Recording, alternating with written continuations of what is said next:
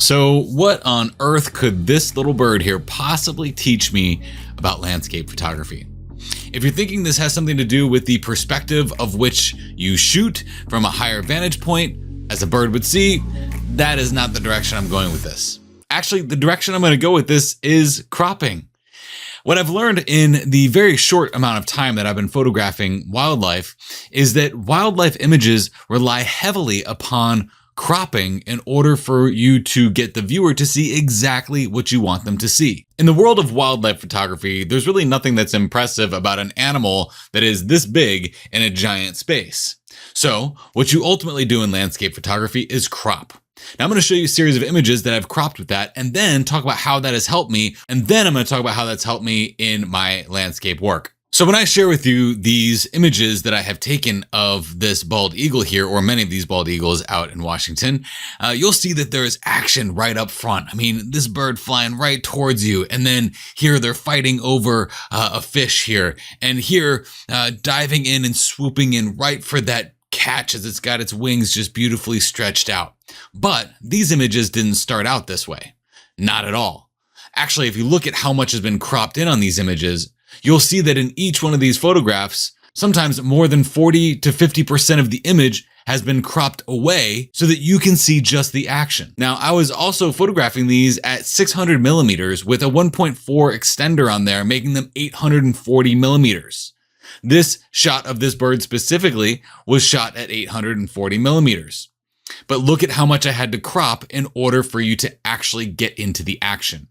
If we were to say that this was about a 50% crop, we could almost say that this crop that I'm showing you here is about 1600 millimeters. What I've learned in wildlife photography is that it's all about getting the viewer right into the action and showing them the focal point. Now, what I've found as I have critiqued many landscape images on F64 Academy Elite is that many times a landscape photo can benefit from a good crop, but sometimes it's very difficult to let go of that data. I'm going to give you two case studies here where you're going to see exactly why cropping is important to make that photo much more impressive for your viewer. This image that you're looking at here is the final photograph that was done, edited, and finished in Photoshop, but it didn't always start out that way. Actually, if we were to open this in Adobe Camera Raw and look at where it originally started from, we would see that it looked like this. Now, obviously, there's been some editing work that has been done to this image, but look at how this image started. Now, looking at this image, specifically where it is right now, I want the viewer to look right into those two sea stacks in the background with that beautiful moon as it's rising up into the night sky. However, there's a lot of distractions in the way. There's a lot of stuff in the way. There's a big rock on the right-hand side. There's a tilted horizon, and it doesn't look that good. So if we were to actually go and look at how I cropped this, and we look at our snapshots that we have here of the final image after some of the editing work has been done as well, we go into the crop, we will actually see that this image has been cropped quite a bit. If we look around here, look at the edges of where this image actually is right around here. Now this has been cropped probably about 20 to maybe even 30% of the entire image. And one could probably say that we could crop even a little bit more if we wanted to get the individual into the focal point of the image. Now this is a solid case for cropping where it's almost obvious, okay? In order to get the viewer into where we want them to see, we have to crop off all that excess junk that just isn't supporting the image. And it's easy to let that kind of stuff go. But sometimes we're in landscape photography and we get this big expanse into our wide angle lens. It can be very difficult to let go sometimes. And this next example is the perfect case for that. I photographed this image last year in the Badlands in 2020. And just to give you a little idea of how this went, I had my tripod, found a spot, put it down and shot. Now, the sun was already down for the most part. We were past sunset. We're going into blue hour now. Blue hour lasted a very long time and that sunset still had some color in the background. So it was difficult for me to compose my image. One might say, well, Blake, you should have done this while you're on location instead of cropping it later. Well, you know, I don't really like to be shooted on and I don't think you like being shooted on either. It's very difficult to compose an image when you're in the dark, okay? So you make do with the best that you have. Now, I liked this photograph and I processed this photograph last year, but I was never really attached to it and I couldn't figure out why. Now, after looking at some of this wildlife imagery, I went back to this photograph and said, that's exactly what this image needed, a crop. But before we crop this, let's actually grab a a little magenta color here and have some fun drawing on this image. Let's talk about some of the focal points that are happening here. Now, clearly we have a focal point that's happening right here, okay? That's obviously one of the things that draws us into the image. And then it kind of whips us into this little crevice here where our feet are basically standing as we onward look out. Now, there is a mimicked shape that's happening here that's also happening here, okay? And that's kind of what leads us into this image, is this shape here that's like arrowhead type of shape. But there's also a lot of excess out here. But it's hard to let go of this too. Why? Because there's a lot of data, there's a lot of detail there, and there's also these beautiful sweeping clouds that are making that same motion in all the same directions as it leads us into here, as well as this data leading us into this spot here where we have our clear and present focal point.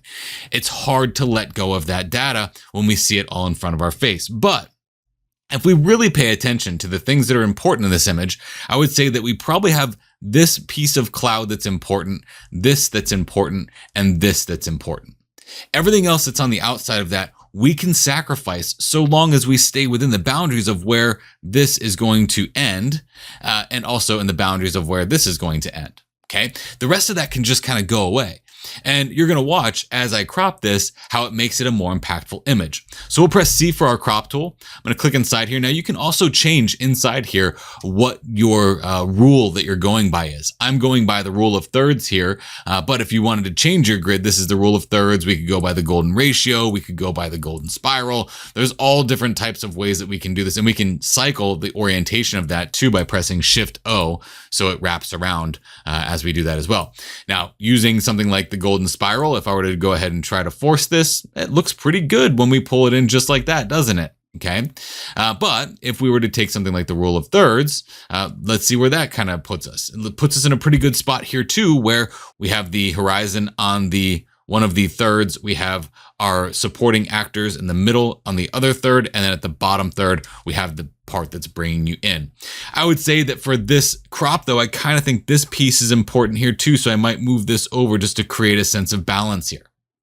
Now, once I commit to that crop, I want you to look at how the drawing here really forces us into the image. Now, we didn't need to get rid of all this cloud up here. We still have that sweeping action that's happening there.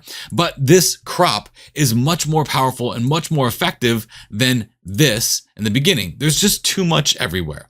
And it doesn't force the viewer into the focal point. It doesn't sweep us in and sweep us around. Because of what those beautiful birds taught me in Washington is that sometimes you need to crop in to get that point across to your viewer and get them into the image, into the important pieces of the image. Don't get me wrong, there is a time and place for epic scale. Okay, this is a perfect example with this little lighthouse just kind of hanging out here. All that color and scale around it that makes it seem so small, but also so large at the same time. There's also times when you don't want to get rid of a lot of detail because it really does rush us into the scene. Just like you see here in this waterfall image. At the end of the day, I don't want you to fear a crop because sometimes it takes that crop to make your image that much more impactful. Want to know how I got some beautiful colors in these images? Go ahead and click on this video right here. It'll show you a tool in Adobe Camera Raw that a lot of people bypass and overlook that I start a lot of my images off with to get a nice pop in color. And if you haven't done so already, please consider subscribing. I take difficult things in Photoshop and photography and try to make them easy for you to learn so that you can use them in your workflow today.